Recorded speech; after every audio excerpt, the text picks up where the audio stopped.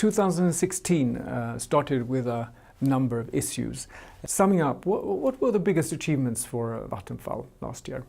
Well, it certainly started with several issues that we needed to get solved. I mean, one was the ongoing process for the divestment of lignite. That's a tick off now, which is very good.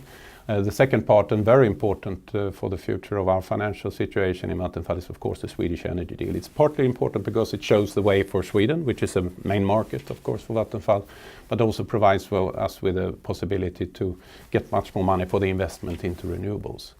Then of course we also had a discussion around the long-term and medium-term storage in Germany, which we now see a solution for. So those things we saw already from the beginning, and we also knew that we were going to participate in several tenders for offshore wind power, which I think we did very successfully. We lost a few, but we also won a few, and we have created a very good pipeline in terms of where we want to be strategically be growing, and then also customer growth in general. So I think we have had we sort of had a good year in that respect. It's of course also very important to understand that nothing like this can happen without quite exceptional input by all our employees. I mean, it's been a tough year. We know we have delivered on a lot of cost savings, also on growth, and that's really done by all people who work in Vattenfall. So from that aspect, of course, I'm very grateful for all those input and efforts and taking all those challenges. I think we should be really proud about the way we do that. Stefan, looking at the numbers, you could say we either made a big profit, but you could also say we made a big loss. How should we read the report? I think from a financial perspective, it's very clear it's a big loss that we have in a similar magnitude like we had in the year before, in 2015. A large part of that is due to one-off effects that I can explain a bit about. What we of course then always see as what we call underlying result or underlying performance.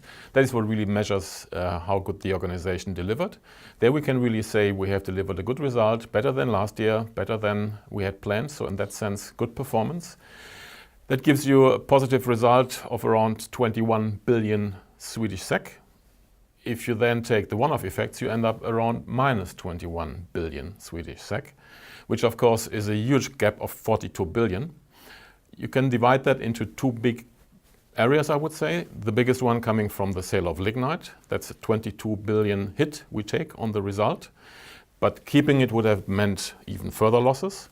And the second part, actually the additional 20 billion is breaking up into provisions for mainly the German nuclear and also Swedish nuclear, and also as the next element, impairments. That means write-downs in a non-technical way of book values from operating assets that is mainly related to market price developments. Magnus, in terms of business area performance, heat particularly is making a good result. What explains this?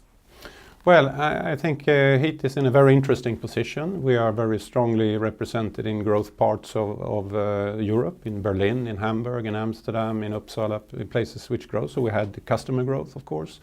But we also enjoyed lower fuel prices, which made quite a significant difference in between the years. But heat is for Vattenfall sometimes an underestimated asset and business, I think, because it certainly is a part of the future. So I'm really happy that it's going in the right direction. Another positive development last year was an improved debt situation. How come, and what does it mean for Vattenfall? Of course, the fact that we have now deconsolidated the lignite business, and I think also when you always look at numbers comparing 15 to 16, we have to always to be aware that the big difference is the lignite transaction. But besides that, we also had a good and healthy cash flow last year, so that actually helped to improve and reduce the net debt and adjusted net debt. That is relevant for our ratios in terms of how strong are we from a financial perspective, how good are we in taking up new funds for growth, for example. So that is positive. I think the more important element, rather than the naked numbers, is basically it shows we are more resilient or stronger in terms of also risk-bearing capability. So that means in that sense we are, I would say, much stronger than we were a year ago, where we could see it. So that means also for the future we have, I would say, a stronger base to grow and also to take risk.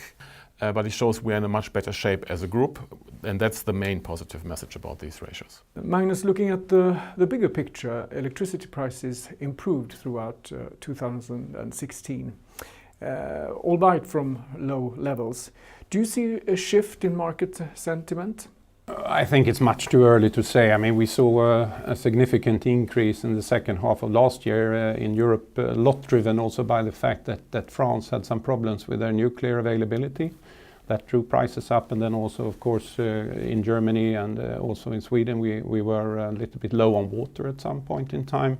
I think that sort of have been adjusted back more or less, not fully. What we know, of course, is that capacity is still being closed, ongoing in Germany.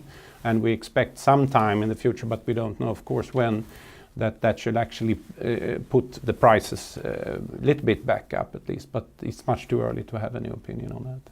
One of the effects of the lignite sale is that we have significantly decreased our CO2 footprint, but we are still not on target. What do we need to do to achieve our targets in terms of CO2? We have a target to be climate neutral by 2050. That means that we should not be emitting any fossil CO2. And we are well on that target. Of course, the lignite divestment was part of that, but what we now see, the next phase will be that we are taking decisions like closing the Klingenberg lignite plant in Berlin, for instance. We will start a discussion together with the Berlin city how we can become climate neutral or at least take out coal by 2030. What we will see is coal going to gas, and from gas we need to go to something else. That could also be helped by the fact that, as I said earlier, district heating systems can actually use the abundance of renewable energy at points in time where there's really wind and sun and store energy in there. So we are not ready yet because we don't have all the solutions, but clearly the target 2050 or even earlier to become climate neutral is very important to us. 2016 was another great year for wind investments, more than 8 billion crowns. How do you see that area developing this year? Well, for this year we will, as you know, we have what we will build this year, which are the Horns Rev 3, and we will have the Aberdeen Bay project and other projects. They are already taken on as commitments already before. During last year we also took on commitments in what we call a pipeline, which means that we will deliver on the Danish nearshore, we will deliver on the Kriegers Flak, but they are further on in the future. We need to do two things. We need to continue to build the pipeline this year, and that's projects beyond 2020 now. We have opened up that with several possibilities in Germany. We have 2 acquisitions of possible wind parks in Germany. We also have developments in other parts.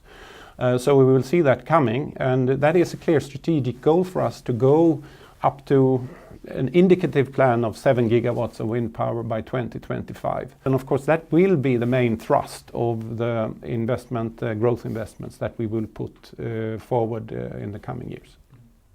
Stefan, this was your first report as CFO. Any takeaways you want to share? It's not yet 100 days, but I have to say I'm very impressed with the organization, and of course sitting in all the business planning meetings, but also then the reviews now for the year-end closing, seeing the breadth of what we do and the professionalism that's worked on everywhere in the company, be it in the business areas or be it then also on central level. I think that is quite encouraging. So I'm pretty happy about what I saw and look forward to continue on that path. We're still early days in 2017, but what challenges or opportunities do you see already now? Several. Also, we will know, of course, the concession in Berlin, where we have put in an application to continue to run the Berlin network, and also, of course, offer the opportunity for a cooperation. So certainly that is very important for us, considering our Berlin situation. We don't know yet when we will have that message. The energy deal in Sweden is, of course, politically agreed, but it also has to be turned into real law and all these things to make it really work. I think that's a process that's going on now, and we will see. We will try to follow that as closely as possible. Also, we need to continue customer growth in all aspects, in customers and solutions and heat and wherever we can. We will develop new decentralized options for delivering to our customers. I think that's very interesting. We have a lot of challenges and really shaping Vattenfall into what we want it to be. a real future energy company with good growth prospects. And it's quite amazing to see that we do have a lot of growth opportunities going forward. I think that's very positive. Thank you both for being here today. Thank you. Welcome.